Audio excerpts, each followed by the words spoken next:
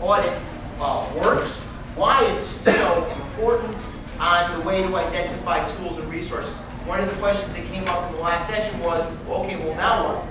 Can I identify tools and resources? Can I pay for them? Rebates, government incentives, that sort of thing. But it all starts with a process that involves measuring. Even if I'm going to take action, I need to measure it and identify what I'm able to do. So, ladies and gentlemen, Antuan Cannon.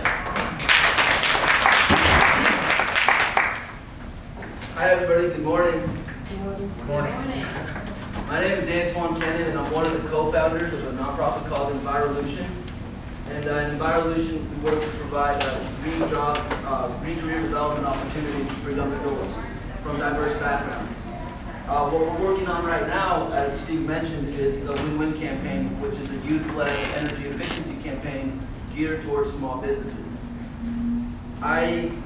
So I have two presentations that we can do today. And one focuses more on the program and how we train the youth and what sort of things they've learned and what the process looked like.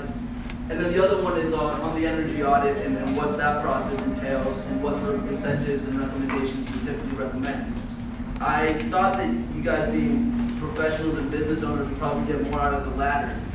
Would that be correct? How many business owners do we have in here? Okay, good. So let's go ahead and do that. So prior to launching Win-Win, I worked as an energy auditor here in the city with a firm called EME Group. EME Group is contracted by a quasi-state agency called NYSERDA to do a variety of different types of projects. Has everybody heard of NYSERDA? Who has heard of NYSERDA? Please raise your hand. Okay, who has not heard of NYSERDA? So, okay, a couple of you guys. NYSERDA is the New York State Energy Research and Development Authority. And effectively, I view them as sort of a funnel of money into energy efficiency. They get funding from what's called the Systems Benefit Charge. And then if any of you look on your Con Edison bill, down towards the bottom where the tax line items are, you'll probably see a Systems Benefit Charge if you're in the New York City metro area.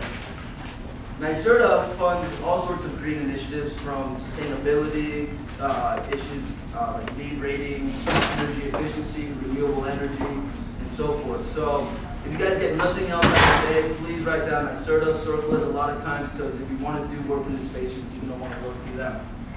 So today what we're going to talk about is what an energy audit entails, and actually also to clarify, there's different levels of energy auditing.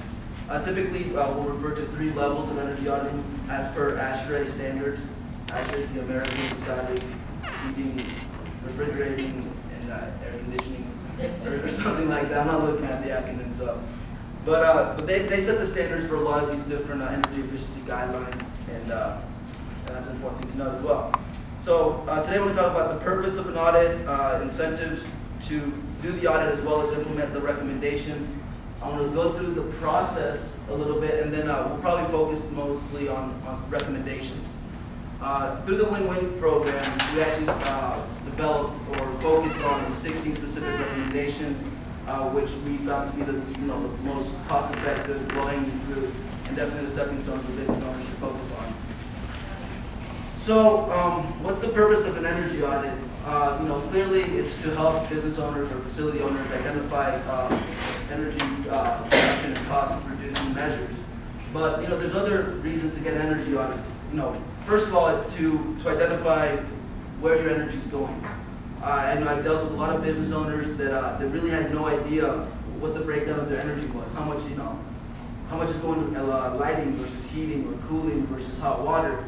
That's important because it can affect the way that you use these equipment. Also, we want to make sure that your bills are on par with other facilities of similar size and similar use. We also want to identify energy conservation measures, ECMs. I'll use that acronym throughout. Those are essentially the cost-saving solutions, and that will lead into the capital improvements. A lot of the recommendations. Some of the recommendations that I'll mention today are low cost or no cost, but a lot of them will require some sort of capital investment. So you want to make sure you do an audit to quantify the savings and to determine whether or not that's a wise investment choice. And you also want to do an energy audit to help identify potential funding sources and incentives. As I mentioned, NYSERDA has a variety of incentives, and locally, Con Edison and Department of Environmental Protection also have incentives to look at. And finally, you want to get the technical assistance that will help you move forward with recommendations. So identifying contractors, identifying product providers, and so forth. So now I'll briefly talk about these incentive programs. And also, I mean, please, ask questions, if anything that I glance over, please. Yeah, there's one issue that, I don't know if you want to say confuses me, but when you put, okay, first you have the initial low, no cost solutions, then when you get to the more capital intensive solutions, most business owners, they're renting or leasing the property they're doing business on, and they're, okay, so it costs me, I'm paying my electric bills, I could change the lighting bulbs, but the whole heating and electric structures of the building aren't mine to the landlords. He doesn't want to do anything. Is there a solution to that? Yeah, absolutely. Well, that's a great question. And To save me costs as a renter, because I'm paying the bills, but... So that would be another reason why to get an energy audit, right? Because recommendations will have different paybacks. Some will pay back within a year, some will take 5, 10 years, windows might take 20 years. So, you want to work with an auditor or professional to identify what will pay back within the term of your lease. Not everything will, and the ones that don't, you probably want to disregard, because you only want to focus on the ones that you do. And also, you want to focus on the ones that you're paying for, right? A lot of people pay electricity, not paying for gas, and so forth. So those are considerations that are made when coming up with the solutions, recommendations in an audit. And please, raise your hand, interrupt everyone. That was great. So, incentives. We're going to focus here on 7 incentives, which I feel we've decided are the most relevant to small businesses. NYSERDA, as I mentioned, the New York State Energy Research and Development Authority, they have an energy audit program. Or actually, they have a variety of energy audit programs, but they have one specifically geared for small businesses. It's called the Small Business Energy Audit Program. And that program provides subsidized energy audits for businesses with less than $75,000 a year in electrical bills. Not energy bills, just electrical bills. And that fee is actually refundable.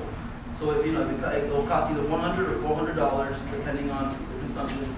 And then if you implement the recommendations up to that amount, up to $100 or $400, NYSERDA will reimburse that initial fee. So it's arguably a free service, but there is a refundable fee up front. The second incentive is the NYSERDA existing facility incentives. That is effectively a rebate program. They have all sorts of prescriptive measures ranging from lighting to cooling, heating, refrigeration, motors, and so forth. And you can just go online on NYSERDA's website, and they have the breakdown of all the different levels of incentives for different products. And finally, the third NYSERDA incentive is the Energy Smart Loan Program. That provides subsidized loans for energy efficient upgrades. This program is actually currently on hiatus, and it's going to be reintroduced in the fall. But I wanted to share that with you because this is, this is a good incentive and one that businesses do like to take advantage of. It's actually 4% of interest reduction for anybody in the city, and it's 6.5% for Con Ed customers. This is actually also for commercial, not residential. Residential is a slightly different structure. When you say Con Ed, does Con Ed have to be the supplier also? Yes, exactly.